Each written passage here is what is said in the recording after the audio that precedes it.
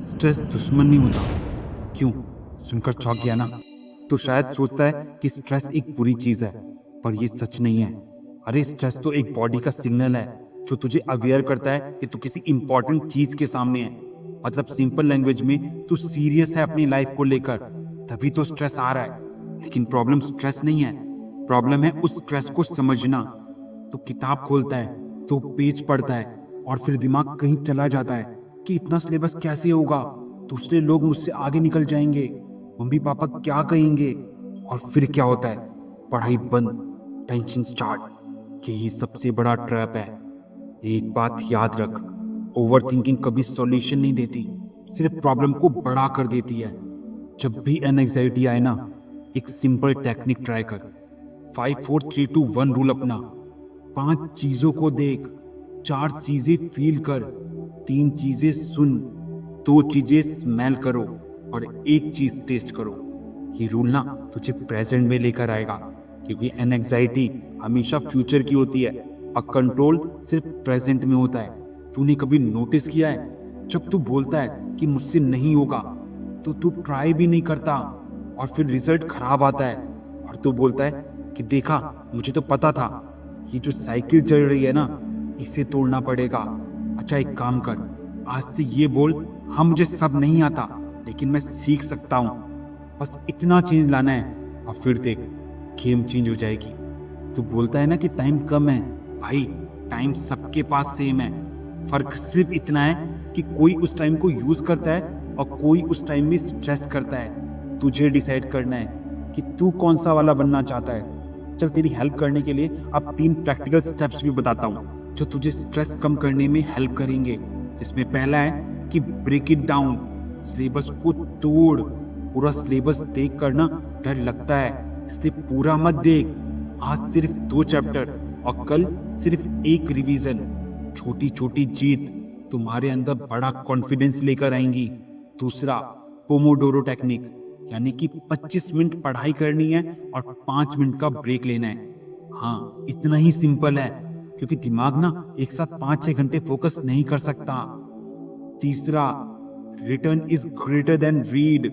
सिर्फ पढ़ने से नहीं कुछ होता, जो पढ़ा है ना उसको लिखना स्टार्ट कर। अगर नहीं लिख सकता तो किसी को समझा, और जब तू सिखाता है ना तब तू सबसे ज्यादा सीखता है। ये जो तू कंपैरिजन कर रहा है ना दूसरों से, यही सबसे बड़ा जहर है तेरी लाइफ का। तू इंस्टाग्राम खोलता है, कोई बोल रहा होता है कि मैंने 10 घंटे पढ़ाई की, और तू फील करने लगता है अरे मैंने तो कुछ भी नहीं करा। पर सच क्या है, तू उसका 10 घंटा तो देख रहा है पर उसका स्ट्रगल नहीं देख रहा। कंपैरिजन ना तुम्हारी कॉन्फिडेंस को खत्म कर देता है। इसलिए आज से एक रूल अपना, अगर कंपैरिजन करना है तो कल वाले तू से आज वाले तुमसे करना है। अब बात करते हैं कि सबसे ज्यादा एंजाइटी कब होती है। जी हाँ, एग्जाम हॉल के अंदर हार्ट बीट फास्ट हो जाती है, हाथ ठंडे हो जाते हैं, दिमाग बिल्कुल ब्लैंक हो जाता है। तब क्या करना चाहिए? उस टाइम ना 10 सेकंड के लिए रुक जा, एक डीप ब्रीथ ले, जिसमें 4 सेकंड सिर्फ तुझे इनहेल करना है, 4 सेकंड सिर्फ होल्ड करना है और 4 सेकंड एक्सहेल करना है। और फिर इजी क्वेश्चन से स्टार्ट कर। कॉन्फिडेंस एक्शन से आता है, सोचने से नहीं आता। चल एक ऑनेस्ट बात करते हैं, सबसे बड़ा डर क्या है? फेल होना ना। पर एक सवाल है, अगर तू फेल हो गया तो क्या तेरी लाइफ खत्म हो जाएगी? नहीं होगी। सच यही है कि फेल जो है ना वो तुझे फीडबैक देता है कि तूने कहाँ गलती की, अब तू कहाँ इंप्रूव कर सकता है। जो लोग लाइफ में आगे बढ़े हैं ना कभी तो लाइफ में फेल हुए हैं। इसलिए तू अपनी सोच को चेंज कर। ये जो तू सोचता है ना कि मैं वीक हूँ या मैं इंप्रूव कर रहा हूँ, दोनों में डिफरेंस समझ। पहला माइंडसेट तुझे रोक रहा है और दूसरा माइंडसेट तुझे आगे बढ़ने को कह रहा है। एग्जाम सिर्फ मार्क्स का गेम नहीं है, ये एक टेस्ट होता है तुम्हारे पेशेंस का, तुम्हारे डिसिप्लिन का, तुम्हारे माइंडसेट का। और जो ये जीत गया ना वो लाइफ में भी जीतेगा। तो शायद अभी प्रेशर में है, कंफ्यूज्ड है, थोड़ा सा डरा भी हुआ है, पर एक बात याद रख, तू कैपेबल है, तू उससे ज्यादा कर सकता है जितना तू सोच रहा है।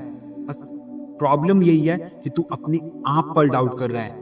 इसलिए आज से एक डिसीजन ले, स्ट्रेस को दुश्मन नहीं सिग्नल समझ, कंपैरिजन को बंद कर, डेली थोड़ा सा इम्प्रूव कर, और सबसे इम्पोर्टेंट खुद पर बिलीव कर।